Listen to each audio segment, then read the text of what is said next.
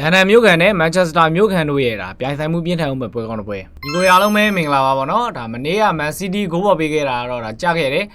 ဒါပေမဲ့ Telegram Channel ကို join ထားညီကိုတွေကတော့ဒါ CV လာဖော်တွေထပ်ပြီးတော့ဒါပေးခဲ့တာမလို့အဆင်ပြေသွားခဲ့ကြလိမ့်မယ်လို့ထင်တယ်ဒါကြောင့်ပဲဒါ Telegram Channel လေးကို join ထားဖို့ပြောချင်တယ်ဗောနော်ဆိုတော့ညီကိုအနေနဲ့ Telegram Channel ကို join တာပါဒါ Telegram Channel ကိုကျွန်တော် profile link အောက်မှာချပေးထားတာမလို့ဒါမ join တဲ့ညီကိုရှိရင်တော့ link လေးကိုနှိပ်ပြီးတော့ဒါ join ထားပါလို့ပြောရနေပြီးတော့ပဲဒါဒီနေ့ပွဲလေးကိုစပြီးတော့ပြောလိုက်မယ်ဗောနော်ဆိုတော့အရင်ဆုံးကြေးတဲ့ရာဒါ Arsenal အိမ်ဝင်းကနေပြီးတော့တလုံးတရေဒါဂိုးပေါင်းကြီး3လုံးပေါင်း30ဆိုပြီးတော့ဒါပေါက်နေအောင်တွေ့ရတယ်ဆိုတော့ဒီဈေးတန်းဟာရှေ့တကြော့ဒီနှစ်သင်းတွေးခဲ့တဲ့ဒါဈေးတန်းရဆိုရင်ဒီ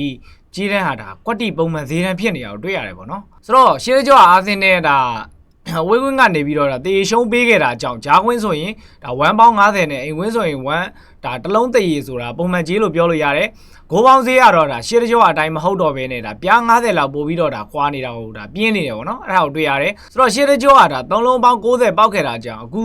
ဒါဂိုးပေါင်းဈေးတန်းပြင်းနေတယ်လို့တော့ပြောလို့ရတယ်ဒါကြောင့်ပဲဒါဂိုးဘော့ဂိုးအောင်နေမဲ့ညီကိုတွေကတော့ဒါသတိထားဖို့ပြောချင်တယ်ဘာလို့လဲဆိုတော့ဒါမန်စီးတီးနဲ့မန်ယူပွဲမှာလည်းအဲ့လိုပဲဒါဂိုးပေါင်းဈေး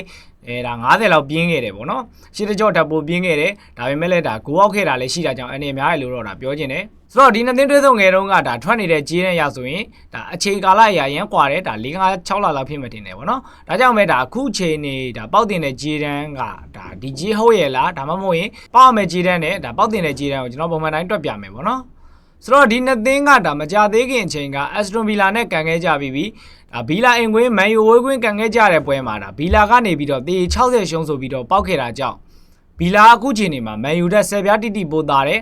အဲ့လိုပဲဒါအာဆင်နယ်အင်ကွင်းဘီလာဝေးကွင်းကန်ခဲ့တဲ့ပွဲမှာအာဆင်နယ်အင်ကွင်းကနေပြီးတော့တလုံး25ပြားဆိုပြီးတော့ပောက်ခဲ့တာကြောင့်အာဆင်နယ်ကဒါဘီလာတက်ဆိုရင်165ပြားဒါပို့တာတယ်လို့ပြောလို့ရတယ်ဗောနော်ဒါကြောင့်ပဲအာဆင်နယ်ကမန်ယူတက်ဆိုရင်အခုအခြေအနေမှာဒါ185ပြားတိတိပို့တာတယ်ဒါကြောင့်အာဆင်နယ်အင်ကွင်းဆိုရင်ဒါပေါက်ရမယ်ကြီးတန်းကဒါပုံမှန်က125ပြားဒါပုံမှန်ကြီးပေါ့နော်ဆိုတော့အာဆင်နယ်အနေနဲ့ပုံမှန်ထက်တောင်ဒါ25ပြားဒါ short ပြီးတော့အခုချိန်နေမှာပေးထားတာကိုတွေ့ရတယ်ပေါ့နော်ဆိုတော့လူစင်းရတာ injury ကစားသမားရှိလားဆိုတာကိုကြည့်မယ်ဆိုရင်လည်းဘာမှမကွာခြားဘူးဒါအာဆင်နယ်မှာဒဏ်ရာပြဿနာကင်းနဲ့ဒါပွဲထွက်လာမှာဖြစ်တယ်လို့ပဲဒါမန်ယူမှာလည်းဒဏ်ရာပြဿနာဆိုလို့ဒါနောက်တန်းကဒီလေးတယောက်ကလွှဲရင်ကြံတာကတော့ဒါပုံမှန်တိုင်းပဲဒါပွဲထွက်လာမှာကိုတွေ့ရမယ်ပေါ့နော်ဆိုတော့မဲယူကစားသမားတွေကဒါနီးပြအမ်မိုရင်ရဲ့နောက်တန်း3ရောက်ပုံစံမှာဒါအလုံးမဖြစ်ပေမဲ့ဒါအခုနီးပြမိုက်ကယ်ကာရီရဲ့လင်းနှစ်3တင်းမှာတော့ဒါအဆင်ပြေနေအောင်တွေ့ရတယ်ကစားသမားတိုင်းလိုဒီကစားပုံဒါအမ်မိုကွင်ညကစားနိုင်တာကိုလည်းတွေ့ရတယ်ပေါ့နော်ဆိုတော့မန်ယူနိုက်တက်အနေနဲ့ဒါအလေလက်အသင်းတွေရဲ့အောက်ဆုံးအသင်းတွေနဲ့